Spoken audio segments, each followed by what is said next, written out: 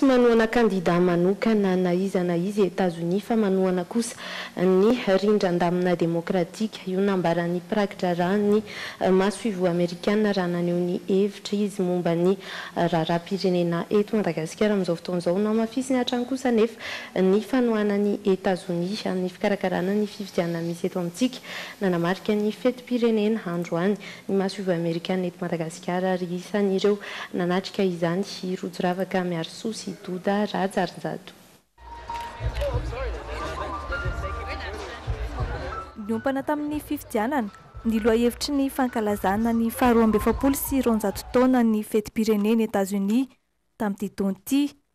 Izany no natao hanomezan-danja ny demokrasia izay soatoavina Amerikanina fa indrindra mifanaraka amin'ny toetra raharaham-pirenena misy eto Madagasikara izay anatin'ny fanomanana izay fifidianana izay. We do not support any particular candidate.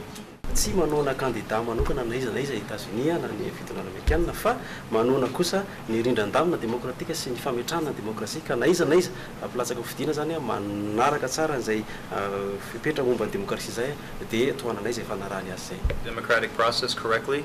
Tsy maintsy misy hatrany ny tsy fitovin-kevitra hoy ny mpiandraikitra rany masoivo Amerikana eto Madagasikara. Saingy no amafisiny fa ny fanajana izay voalazan'ny lalam-panorenana ihany no tohanan'ny États-Unis.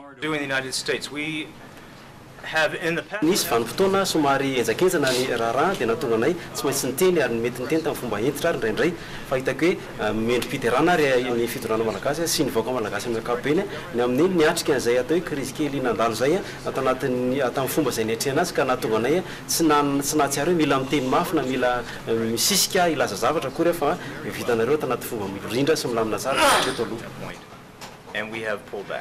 Notsahivin'ny mpiandraikitra rany masoivo Amerikanina fa manampy an'i Madagasikara amin'ny fanomanana ny fifidianana États-Unis. Porofon'izany ny iray faingoro tapitrisa $, mirotsaka ao amin'ny Basket Fund. Raha ny lafiny sosialy indray dia miisa 7 ny tetikasa vaovao natomboky ny USAID tamin'ity taona ity izay mitentina $200. Voatsera ihany koa izay no nisy ny fiaraha-miasa ara-tafika ka nandefasana tanora 3 menada anaraka fiofanana amin'ny Akademia Miaramila ny États-Unis. Mariky ny fifandraisana matotra eo amin'ny firenena rotonto ireo ary isan'ny fotoana anamafisana izany ity fankalazana ny fetim-pirenena États-Unis teto Andranomeny ity.